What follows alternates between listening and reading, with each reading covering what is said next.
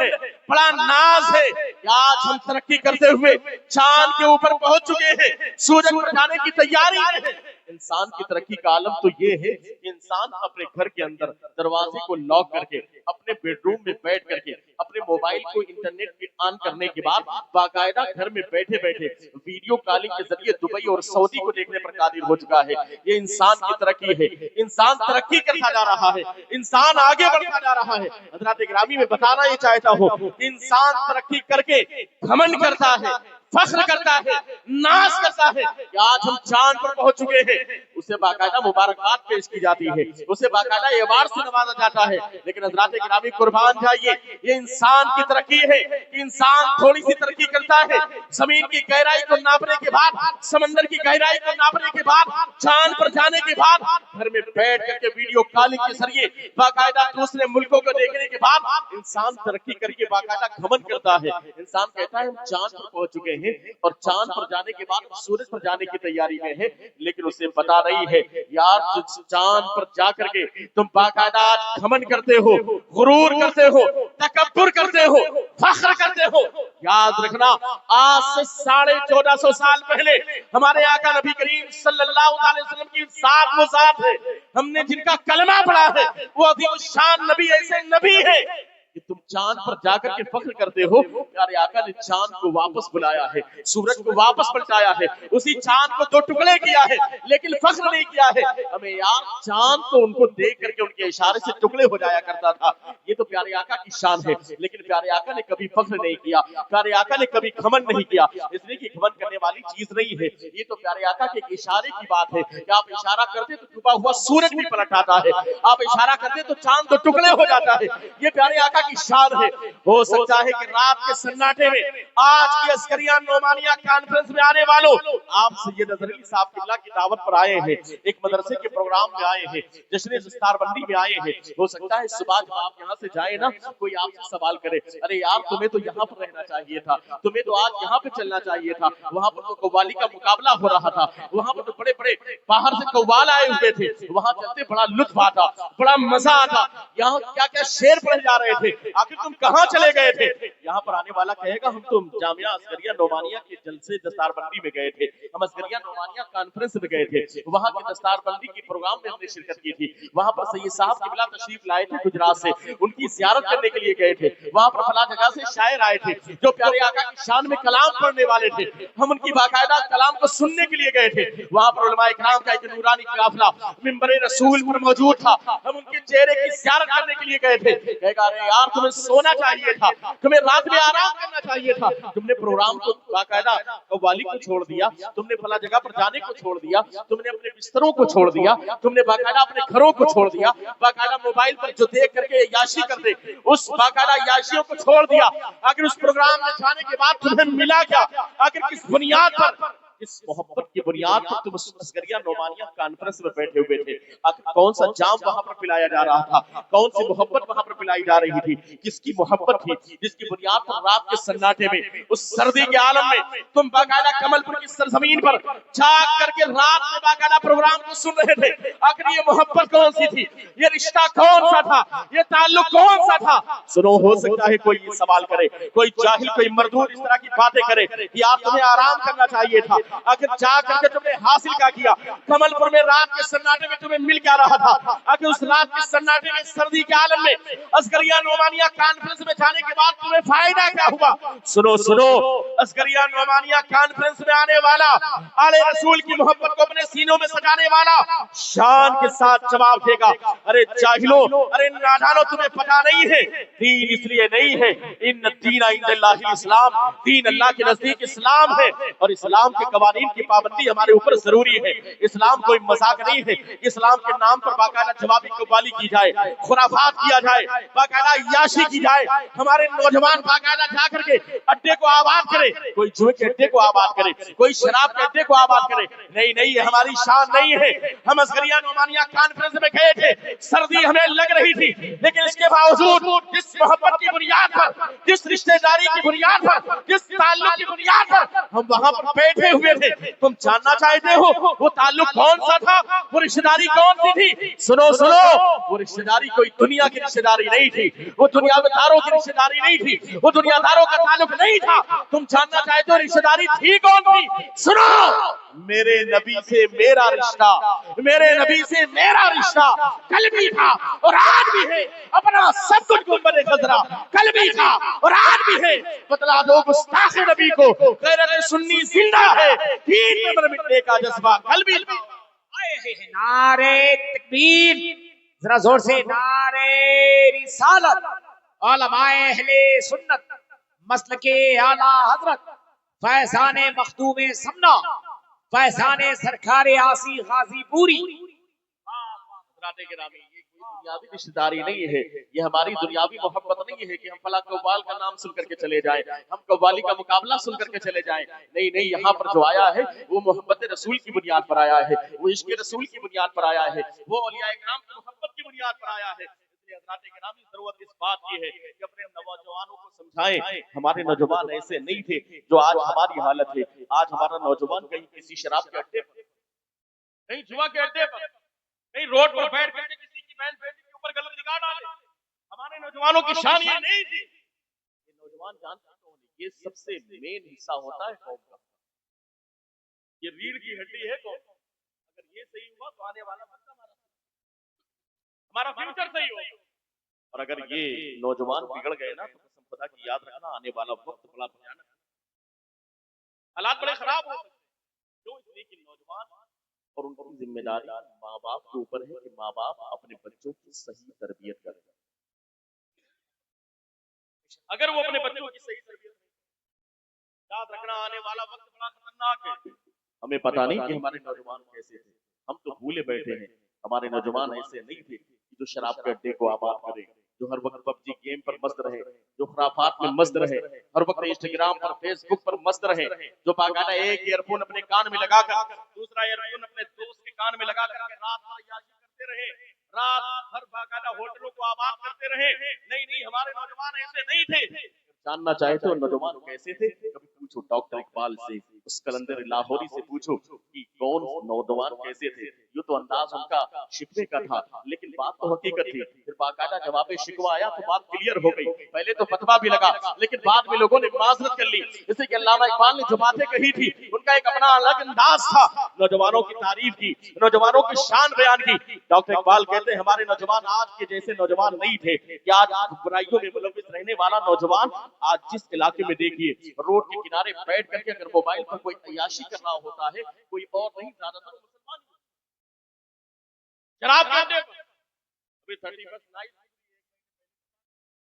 रात में न जाने कितने नौजवान में दिल्ली की तरफ में राइडिंग कर रहे हैं, खुराफात कर रहे हैं, शराब पी रहा। बल्कि एक इलाका तो ऐसा था, आपको ताज्जुब होगा कि 31 नाइट आने से एक दिन पहले ही वहां पर शराब खाने पर दुकानें थी, शराब खाने की सारी शराबें। इलाका कौन सा था? मुसलमानों के इलाके।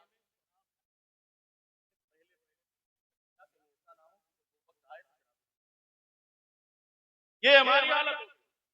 आज हमारा नौजवान जुआ के अड्डे पर, शराब के अड्डे पर। आज इतना बड़ा ये प्रोग्राम रखा गया, इतनी बड़ी कॉन्फ्रेंस है, गुजरात से आए, शायर इस्लाम यूपी से आए हुए हैं। आने जाने में कितना खर्च होता है, कितना इंतजाम करना पड़ता है, लेकिन हालात हमारे खराब, हमने खराब कर रखा है। हमने अपने नौजवानों को मोड़ दिया है रॉन्ग, जबकि उनके राइट पे चलना चाहिए था। ये जिम्मेदारी किसकी है? माँ बाप की जिम्मेदारी, मदरसे वालों की जिम्मेदारी नहीं, मदरसे वालों की जिम्मेदारी बात, स्कूल वालों की बात है। पहले जिम्मेदारी अगर किसी की है तो सबसे पहली जिम्मेदारी माँ बाप। देखिए हिंदुस्तान की मशहूर मद्दाह रसूल शायर हिंदुस्तान, नारे तकबीर, मोहब्बत के साथ सरकारे तरुणम जनाबी गुलाम नूरे मुजस्सम साहब की आमद हो चुकी है। मोहब्बत के साथ नारे तकबीर, नारे रिसालत, उलमाए अहले और आपको भी सुनना है। बहरहाल तवज्जो के साथ आप अल्लाह ताला आप सुनेंगे तो तबीयत साफ हो जाएगी। कितने लोग ऐसे हैं जिन्होंने लाइव देख रहे हो, इंशाअल्लाह ताला सुनेंगे तो तबीयत मस्त हो जाएगी। इस वक्त अल्हम्दुलिल्लाह पूरे हिंदुस्तान में तेजी से सफर करने वाले कारी गुलाम साहब किबला उन्नाव कानपुर की आमद हुई है। इंशाअल्लाह ताला सब सुनेंगे ना भाई, उठा के बता दो माशाअल्लाह माशाअल्लाह, कहते या रसूल अल्लाह, या रसूल अल्लाह, साथे गिरा बहुत ही अच्छा कलाम अभी आप सुनेंगे। उसके बाद ये साहब किबला का खिताब होगा, बस थोड़ी देर हजरात गिरा तो हमारे नौजवान ऐसे नहीं थे, आज के दौर में आप गड्ढे को आबाद करें, अय्याशी करें, खुराफात करें, खुराफात का नाम हो तो उसमें थोड़ी तेजी के साथ आज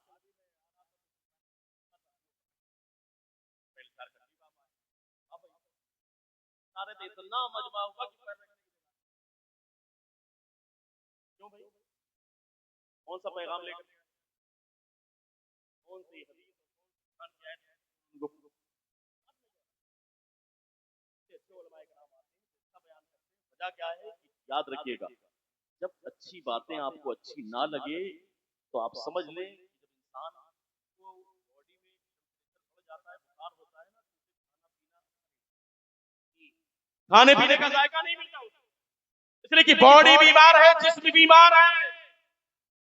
जब बॉडी इंसान की बीमार होती है, जिस्म बीमार होता है, तो खाना पीना अच्छा नहीं लगता। बुखार की हालत में आप बेहतरीन डिश बना कर मटन और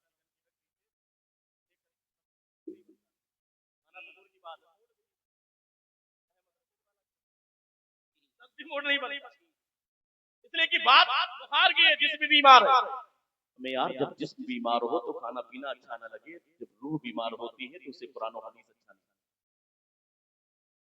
कुरान की बातें अच्छी नहीं लगती, हदीस की बातें अच्छी नहीं लगती। अगर कुरान और हदीस की रोशनी में कोई करे तो कहे यार मजा नहीं आया, इसलिए कि वहां चलो यार, उसमें मजा आएगा, कॉमेडी होगी, होगा, हलवे की बात होगी, अजीब तमाशा है। आप बताइए सुन्नियत का मजाक नहीं, ऐसा हमारे उलमा ने किया, लेकिन लोगों का तमाशा है। खुदा के वास्ते न समझोगे तुम मिट जाओगे हिंदी मुसलमानों, तुम्हारी दास्तां तक न होगी बाकी दास्तां। आज सब हमें मिटाना चाहते हैं। आप हिंदुस्तान के हालात नहीं देख रहे, हिंदुस्तान के हालात इतने खराब है, और हम देख रहे हैं कि हालात इतने खराब हो गए, सबका विश्वास है। लेकिन हज़रात गिरामी हमें एहसास नहीं होता, हम तो घर में है, हमारे यहाँ तो छुट्टी मिलता भी नहीं। ये बात मैं नहीं कह रहा हूँ, अल्लाह करे कि आप लोग हमेशा खाते रहें, बारको यहाँ पर आपके इलाके में, और आप शांत से रहिए, खाते पीते रहिए, है कि नहीं। लेकिन हज़रात गिरामी याद रखिए, खाओ पियो तो कम से कम अल्लाह का शुक्र भी तो अदा करो। ये अल्लाह का वादा है मेरे बंदो, लइन शकरतुम लाज़ीदन्नकुम, अगर तुम मेरी नेमतों पर, जो मैंने तुम्हें नेमतें दी हैं, अगर इस पर मेरा शुक्रिया अदा करोगे तो मैं तुम्हें और ज्यादा अता करूंगा, और ज्यादा अता करूंगा। वलइन कफरतुम इन्ना अज़ाबी लशदीद, और अगर मेरी नाशुक्री करोगे तो याद रखो मेरा अज़ाब बहुत सख्त है। आज हम खा रहे हैं, पी रहे हैं, और आप में भी है, सब जगह आप चौराहे पर बैठ जाए ना, किसी का अगर लिंटर पड़ रहा हो घर का, एक आदमी बैठ करके चाय की दुकान पे कहता है कि फलाने के घर में दूसरी का लिंटर पड़ रहा है, उसके पास पैसा कहाँ से? लगता है कि 2 नंबर का काम है। ऐसा लगता है कि जब इस बंदे का इंतकाल होगा, ये कब्र में जाएगा, नकीरैन आएंगे तो पहला सवाल यही होगा कि बताओ फला के घर में जो लिंटर पड़ रहा था उसका पैसा कहाँ से आया? लगता है यही सवाल होगा, जिस तरह से हमारा अंदाज हो गया। अरे यार अपने बारे में सोचो, अल्लाह की मर्जी है, अल्लाह जिसे देने पर आता है, इन्नल्लाह यरज़ुक़ु मन यशाअ बिगैर हिसाब, अल्लाह जिसे चाहता है बगैर हिसाब के ये तो उसके देने की बात है, उसके कर्म की बात है, हमें एहसास नहीं होता। अरे यार क्या कोविड-19 का दौर तुम्हें याद नहीं है? हिंदुस्तान की सरजमीन पर कारखाने तो बंद थे, फैक्ट्रियां तो बंद थी, दुकानें तो बंद थी, कारोबार तो बंद था, लेकिन क्या पूरे कमलपुर की सरजमीन पर आने वाला इस जलसे में असगरिया नोमानिया कॉन्फ्रेंस में कोई बंदा खड़े होकर के मुझसे ये कह सकता है कि मैंने एक दिन 24 घंटा ऐसा गुजारा है कि मुझे खाने के लिए दाना भी नहीं मिला। कोई बंदा ये कह दे कि हाँ भाई कोविड-19 तो था, कोरोना काल था, दुनिया में बाकायदा आपातकालीन घोषित कर दिया गया था, सारे कारखाने बंद, फैक्ट्रियां बंद, दुकानें बंद, रास्ते बंद। लेकिन आप बताइए कोई ऐसा बंदा था कोई खड़े होकर के मुझसे कहे कि एक दाना मुझे खाने के लिए? सब लोग खा रहे थे, पी रहे थे। क्यों? वमा मिन दाब्बतिन फिल अर्दि इल्ला अल्लाहि रिज़्कुहा, जमीन पर कोई जानदार नहीं मगर उसको खिलाने की जिम्मेदारी रब ने अपने जिम्मे करम पर ले रखी है। बेशक वो अल्लाह की जात है, खिलाने वाली अल्लाह की जात। लेकिन हज़रात गिरामी हमें एहसास नहीं होता, इसलिए जो नेमतें अल्लाह ने तुम्हें दी है उन नेमतों पर अल्लाह का शुक्रिया अदा करो। आज अगर आपको अच्छी बातें बताई जा रही है तो अल्लाह का शुक्र अदा करो। अगर प्यारे आका की नात शरीफ सुनाई जा रही है तो अल्लाह का शुक्र अदा करो कि हमें ये बातें अच्छी लगती है। जब तुम शुक्र अदा करोगे तो अल्लाह इसमें और ज्यादा बरकत अता फरमाएगा और ज्यादा इजाफा अता फरमाएगा। लेकिन सारी चीजें मिलने के बावजूद नाशुक्री करोगे तो अल्लाह का वादा है मेरा अज़ाब हो सकता है। हज़रात गिरामी हमें एहसास नहीं होता, हमें अपने नौजवानों की तारीख पता नहीं है, हमें मुजाहिदीन की तारीख पता नहीं है, हमें करबला वालों की तारीख पता नहीं है, हमें सहाबाए किराम ने किस तरीके से इस्लाम को फैलाने के लिए बाकायदा जिहाद किया है, अपनी जान का नजराना पेश किया है, हमें एहसास नहीं होता। कभी पूछो उस मर्द कलंदर से, कभी पूछो उस डॉक्टर इकबाल से, कलंदर लाहौरी से पूछा गया था तो उन्होंने अंदाज तो शिकवा का अपनाया था, लेकिन जवाब शिकवा में बात क्लियर हो गई थी। लेकिन किस अंदाज में कहा था, हम ही थे हम ही एक तेरे मार का आराओं में, थे हम ही एक तेरे मार का आराओं में, खुशकियों में कभी लड़ते कभी दरियाओं में, थी अजाने कभी यूरोप के कलीसाओं में और कभी अफ्रीका के तपते हुए सहराओं में, शान जश्ती न थी आंखों में जहांदारों की, कलमा पढ़ते थे हम छाओं में तलवारों के, और मामला तो ये था हम जीते थे तो जंगों में मुसीबत के लिए, और अगर मरते थे तो तेरी नाम की अजमत के लिए। हमारे नौजवानों की तारीख तो ये थी, चल न सकते थे अगर जंग में अड़ जाते थे, पांव शेरों के भी मैदान से उखड़ जाते थे, तुझसे अगर सरकश हुआ कोई तो बिगड़ जाते थे क्या चीज है हम तोप से लड़ जाते थे, दश्त तो दश्त है दरिया भी न छोड़े हमने, पहरे जुल्मात में दौड़ा दिए घोड़े। नारे तकबीर, नारे रिसालत, उलमाए अहले सुन्नत, मजहबे इस्लाम। हज़रात गिरामी ये हमारी तारीख थी, ये हमारा अंदाज था। लेकिन आज हमने हालात, आज हमारे नौजवान सबसे ज्यादा की वजह क्या है कि हमारे माँ बाप जो है जो जिम्मेदारी होनी चाहिए वो जिम्मेदारी निभाने के लिए तैयार नहीं। यही बातें मदरसों में सिखाई जाती है, बच्चों को पढ़ाई जाती है, लेकिन लोग अपने बच्चों को मदरसे में तैयार नहीं। हालांकि आप कहीं और भेज दीजिए अपने बच्चे को, सीधी सी बात, अगर आप अपने बच्चों को लोहे के कारखाने में भेजेंगे तो क्या सीखेगा? वेल्डिंग करना सीखेगा, लोहे का जंगला बनाएगा, दरवाजा बनाएगा, यही तो काम। चलिए स्टील की फैक्ट्री में भेज दीजिए, स्टील की फैक्ट्री में भेज दीजिए, क्या बनाएगा? स्टील का सामान बनाएगा। आप उसे कागज की फैक्ट्री में भेज दीजिए, कॉपी किताब इस तरह की चीजें। प्लास्टिक के कारखाने में भेज दीजिए, प्लास्टिक का सामान बनाएगा। आप उसे लकड़ी के कारखाने में डाल दीजिए, बेड बनाएगा, सोफा बनाएगा, सिगारदान बनाएगा। पता क्या चला, जिस कारखाने में आप उसे एडमिट कराएंगे, बाकायदा उसे रखेंगे, वो चीज वहां से तैयार करेगा, वो वही प्रोडक्ट तैयार होता है। लकड़ी का कारखाना है तो लकड़ी का सामान, लोहे का कारखाना है तो लोहे का सामान, प्लास्टिक का कारखाना है तो प्लास्टिक का सामान, कागज का कारखाना है तो कागज का सामान, लकड़ी का कारखाना है तो लकड़ी का सामान। लेकिन कुर्बान जाओ दीवानों, आज असगरिया नोमानिया कॉन्फ्रेंस में अभी आप देखेंगे जश्न दस्तारबंदी का मौका है, यहाँ पर सैयद अजहर अली साहब के बिला और इनके खानदान वालों ने, आले रसूल ने एक ऐसा कारखाना कायम किया है जहाँ पर लोहे का सामान नहीं, लकड़ी का सामान नहीं, प्लास्टिक का सामान नहीं, बल्कि हाफिज़े कुरान तैयार होते हैं, इंशाअल्लाह आलिम दीन तैयार। जिंदाबाद। ऐसा कारखाना, लेकिन इस कारखाने में क्यों इसलिए कहेंगे मौलवी बनेगा तो मौलवी बन के करेगा, 5-6 हज़ार 8,000 सरकारी गुलाम, 5,000 8,000 की नौकरी मिलेगी, उसमें क्या होगा? लेकिन अल्लाह इतनी बरकत देता है कि जो वो खाता है वो दूसरे लोग खा नहीं सकते, जो वो पहनता है दूसरे लोग पहन नहीं सकते। बड़े से बड़ा डीएम का बेटा हो, प्रोफेसर का बेटा चाहो मस्जिद में आ जाए, लेकिन कसम खुदा की चाहे गरीब घर का बेटा होगा, जब बाप नमाज पढ़ाने की आएगी तो मुसल्ले इमामत पर जाने की किसी की औकात नहीं होती। वही गरीब घर का बेटा जो हाफिज कुरान पढ़ करके असगरिया नोमानिया से निकला है, सारे लोग कहते हैं हाफिज साहब आप आगे बढ़, निशान कितने बढ़ाए आपने नहीं पढ़ाई, तो आप कुरान पढ़ने के लिए तैयार नहीं। अल्लाह का शुक्र है, सलामत है, मस्जिदों की मिनारें सलामत, हमारे तमाम का सलामत है,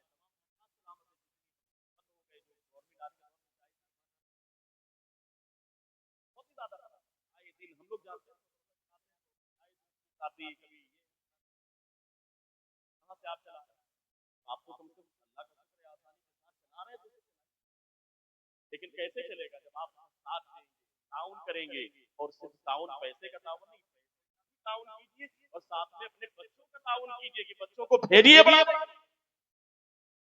जब बच्चे पढ़ेंगे इंशाअल्लाह ताला एक दिन ऐसा आएगा कि आपका बेटा भी हाफिज कुरान बनता होगा, मैदान महशर होगा, नफसी नफसी का आलम होगा, लोग परेशान हाल होंगे, ऐसे आलम में कुछ ऐसे लोग होंगे जिनके सरों पर रहमत का नूरानी ताज रखा जाएगा, लोग परेशान हाल होंगे आखिर ये कौन लोग हैं, आखिर किसकी बुनियाद पर इनके सरों पर रहमत का नूरानी ताज रखा गया है, क्या ये अंबिया की जमात है, शोहदा की जमात है, सालिहीन की जमात है, सिद्दीकीन की जमात है, अगवास की जमात है, अक्ताब की जमात है, औलिया की जमात है, जवाब मिलेगा नहीं नहीं, या गवासो अक्ताबो ठाडो दाल नहीं, औलिया नहीं, लोग कहेंगे उलमा है, कहेंगे नहीं नहीं उलमा नहीं, कुर्रा नहीं, हुफाज नहीं, शोहदा नहीं, सिद्दीकीन नहीं, लोग कहेंगे फिर है कौन लोग, जवाब मिलेगा ये वो लोग हैं जिन्होंने अपने बच्चों को दुनिया में हाफिज कुरान बनाया, ये वो लोग हैं जिन्होंने दुनिया में अपने बच्चों को आलिम दीन बनाया था, यानी हाफिज कुरान और आलिम दीन के माँ बाप का आलम ये होगा कि उनके सरों पर ऐसा रहमत का नूरानी ताज रखा जाएगा कि मशरिक से लेकर मगरिब तक पूरे का पूरा इलाका रोशन। आप बताइए कि जब ये माँ बाप का आलम है, खुद हाफिज कुरान का आलम क्या, खुद आलिम दीन का आलम क्या होगा। हम सोचते नहीं दुनिया 4 दिन की है यार, मस्ती कर लो, नहीं दुनिया 4 दिन की है, लेकिन इसके बाद हिसाबो किताब देना है। आप जिसके साथ बैठ करके रात में याशी करते हो ना, मरने के बाद कब्र में उतारे जाओगे, तुम्हारे साथ पूरी रात याशी करने वाला एक लम्हा कब्रिस्तान में रुकने के लिए तैयार नहीं, मनो मिट्टी नीचे दफनाने के बाद सारे लोग वापस चले आएंगे, वहां तो अजीबोगरीब मामला है, अंधेरा घर, अकेली छां, दम घुटता, दिल उकताता, खुदा को याद कर प्यारे वो साथ आने वाली है, दुनिया के मुसाफिर मंजिल तेरी कब्र है, तय कर रहा है तू जो 2 दिन का ये सफर है, यहाँ तो इंसान चला जाएगा, मनो मिट्टी नीचे दफनाने के बाद कोई किसी का पुराने हाल नहीं है, दोस्तों अहबाब भी वापस चले आएंगे, घर के लोग भी वापस चले आएंगे, 2-4 दिन याद करेंगे, उसके बाद कोई पूछने वाला नहीं है, चंद दिनों के बाद तुम्हारी कब्र का निशान भी मिलने वाला नहीं है, जरा बताओ तो सही, तुम्हें बड़ा फख्र था अपनी गाड़ी पर, बड़ा फख्र था अपनी बिल्डिंग पर, बड़ा फख्र था अपने बैंक बैलेंस पर, नहीं नहीं वहां पर ये बैंक बैलेंस काम नहीं आएगा, वहां पर ये गाड़ियां काम नहीं आएगी, वहां पर ये घर काम नहीं आएगा, कब्र में तो रोशनी काम आएगी, तो नमाजों की रोशनी काम आएगी, ज़कात की रोशनी काम आएगी, हज की रोशनी काम आएगी, कुरान पाक की तिलावत काम आएगी, प्यारे आका पर दरूद पाक काम आएगा।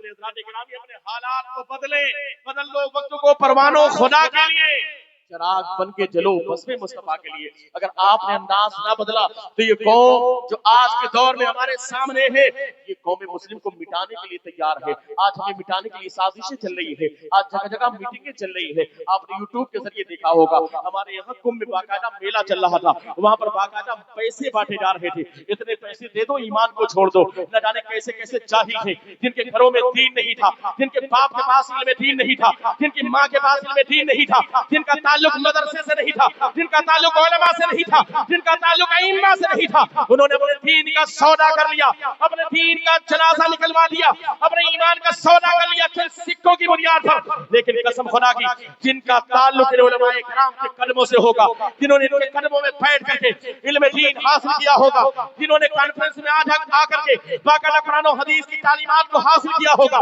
जिन्होंने उलमा के पास बैठ करके क़ाल अल्लाह तआला व क़ाल रसूल की सदा में जिंदगी गुजारी होगी। कसम खुदा की याद रखना, जिनकी निगाहों के सामने अहले बैत अतहार की जिंदगी होगी, जिनकी निगाहों के सामने सहाबा इकराम की जिंदगी होगी, जिनकी निगाहों के सामने मुजाहिदीन इस्लाम की जिंदगी होगी, कसम खुदा की याद रखना, दावत देने वाले दावत देते रहेंगे, पैसों की लालच देने वाले लालच देते रहेंगे, इनाम इकराम की लालच देने वाले लालच देते रहेंगे, लेकिन कसम खुदा की अल्लाह उसके रसूल के फरमान पर अमल करने वाला, उलमा इकराम की सोहबत में बैठने वाला, मदरसे में पढ़ने वाला या इल्म से करीब रहने वाला, कसम खुदा की उन दौलतों पर ठोकर मार देगा, लात मारता हुआ नजर आएगा, लेकिन कभी अपने ईमान का सौदा नहीं करेगा। इसलिए कि उसका मामला तो ये होगा कि उसके दिल में इश्क़ रसूल होगा, उसके दिल में इश्क़ नबी होगा, वो प्यारे आका का वफादार होगा। जब वो ईमान को छोड़ने के लिए तैयार नहीं होगा तो न जाने कैसे कैसे गुंडे होंगे, न जाने कैसे कैसे सियासी लोग होंगे जो बाकायदा ऐलान करेंगे, सुनो सुनो इस्लाम को तुम छोड़ दो, जिस तरीके से कभी ईसाइयों ने किया था, इस्लाम को छोड़ दो। अगर इस्लाम को छोड़ दोगे तो तुम्हें इनाम इकराम से नवाज दिया जाएगा, अगर इस्लाम को ना छोड़ा तो तुम्हें मौत की घाट उतार दिया जाएगा। न जाने कितने तारीख में वाक़यात मौजूद हैं। हज़रात इकराम आज की इस तरक्की याफ्ता दौर में भी बाकायदा कैसी कैसी तंजीमें हैं जो बाकायदा लालच देती है, और अगर लालच को मानने के लिए हमारे कौम का बच्चा तैयार ना हो तो बाकायदा उसे धमकी दी जाती है, कहा जाता है सुनो सुनो अगर तूने इस्लाम को ना छोड़ा, अगर तूने इस्लाम के दामन को ना छोड़ा, अगर तूने अपने ईमान को ना छोड़ा तो सुनो तुम्हारे घर को बुलडोजर के जरिए गिरा दिया जाएगा, तुम्हारी जमीन जायदाद पर कब्जा कर लिया जाएगा, तुम्हारे बैंक बैलेंस पर कब्जा कर लिया जाएगा, तुम्हें मौत की घाट उतार दिया जाएगा, जिस तरीके से कभी एक दौर में अंग्रेजों ने किया था।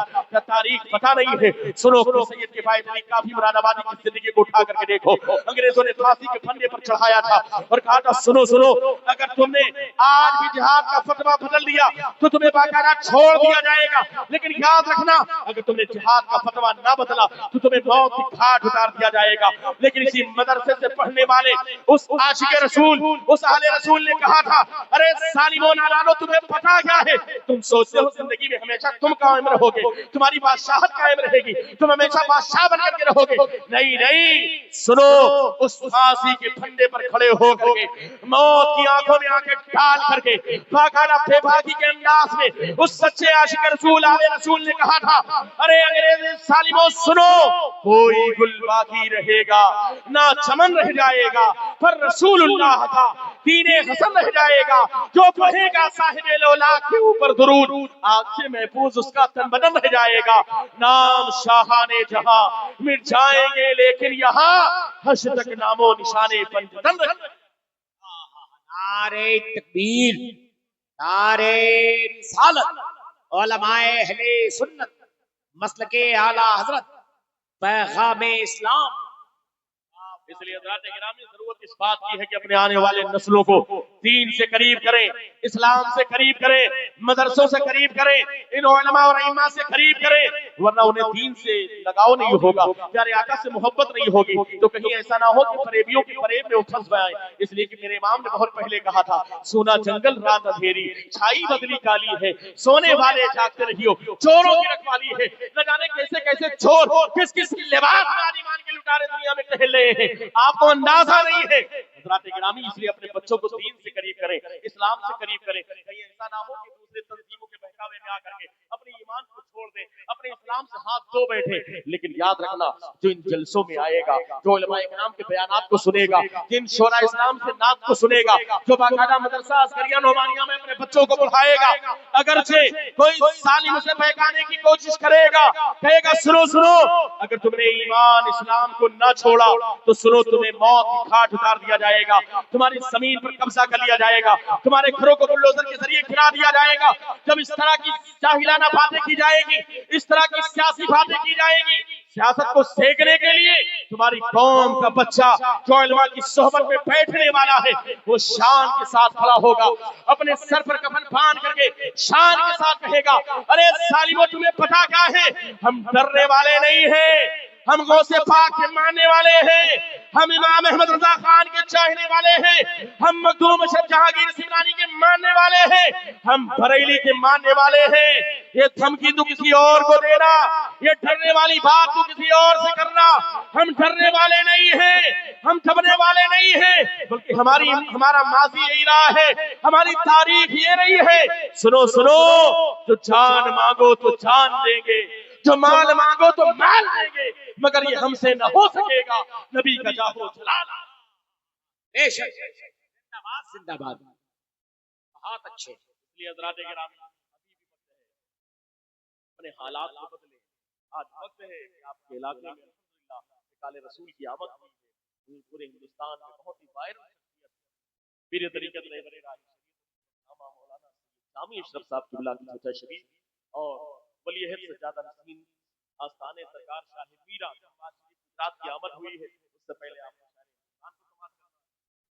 क्या इसलिए मैं कबूल करता हूँ, इंशाअल्लाह ताला फिर कभी मौका मिलेगा तो बयान करेंगे। लेकिन याद रखना, माँ बाप की जिम्मेदारी ये है कि अगर उनकी निगाहों के सामने उनका बेटा गलत काम करे, गुनाह के काम करे, तो ये समझाना और उन्हें दीन के रास्ते पर लाना, बात बताना माँ बाप के ऊपर कंपलसरी है, जरूरी है, वाजिब है।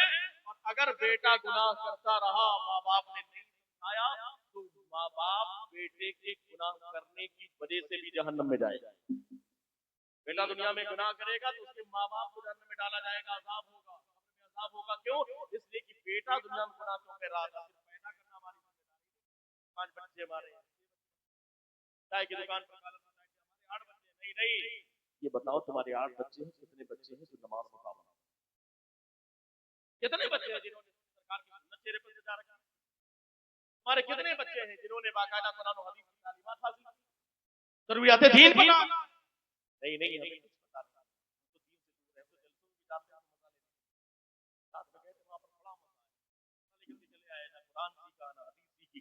ये जलसे इसीलिए होते हैं कि मदरसे में तो आपके बच्चे पढ़ेंगे और आप बड़े हैं, आपके लिए इस तरह का जलसा ही मदरसा है जहां पर आप आकर के इल्म दीन हासिल। इसलिए जलसे में आइए, इसमें विरासत नबविया जो ट्रांसफर की जाती है कालिमे हक बयान के जरिए, उसे आप लेकर के जाएं। माताकुम रसूल फखुजू वमा नहाकुम अन्हु फंतहू। जो कुछ रसूल तुम्हें दे उसे ले लो, जिस चीज से मना करे उससे रुक जाओ, इसी में कामयाबी है। हो सकता है कोई कहे कि अंदाज क्या होना चाहिए, जिंदगी का मकसद क्या है? लोग कहते हैं हमें तो पता ही नहीं। कोई कहता हमारा मकसद ये है, कोई एक्टर की नकल कर रहा है, कोई किसी क्रिकेटर की नकल कर रहा है, कोई किसी की नकल कर रहा है। लेकिन सुनो सुनो, जिंदगी का मकसद नजर होना क्या चाहिए? जिंदगी का एम क्या होना चाहिए? तुम्हारा ख्वाब क्या होना चाहिए? तुम्हारी सोच क्या होना चाहिए? तुम्हारा मकसद होना क्या चाहिए? हुजूर ताज शरिया अल्लामा अख्तर रज़ा खान अज़हरी अलैहिर्रहमान ने एक ज़हन दिया कुरान और हदीस की रोशनी में। अगर तुमसे कोई सवाल करे कि जिंदगी का मकसद क्या है, जिंदगी गुजारनी कैसे चाहिए, जिंदगी किस अंदाज में गुजारनी चाहिए, जिंदगी का एम क्या है, हुजूर ताज शरिया ने एक एम दिया, एक तरीका बताया। ए गुलामों सुनो, जिंदगी ये नहीं है किसी के लिए, जिंदगी है नबी की, नबी के लिए। ना समझ मरते हैं जिंदगी के लिए, जीना मरना है सब कुछ। बेशक बेशक, तो जीना मरना सब कुछ नबी के लिए होगा, मोहब्बत सीने में होगी। और इस तरीके से आप अपने बच्चों की तरबियत करेंगे तो याद रखना, बंदा दुनिया से चला जाएगा, लोग कहेंगे यार इनसे मोहब्बत रखो, उनसे मोहब्बत रखो। वो कहेगा नहीं नहीं, अब मैंने जिंदगी गुजार ली है, किस अंदाज में गुजारी है। जाते जाते एक शेर पड़ेगा बरेली के इमाम का और इस शान से कहेगा सुनो, उन्हें जाना उन्हें माना, न रखा गैर से काम, लिल्लाहिल हम्द में दुनिया से। किस अंदाज में जाएगा तो इंशाअल्लाह ताला दुनिया भी कामयाब होगी, आखिरत भी कामयाब होगी।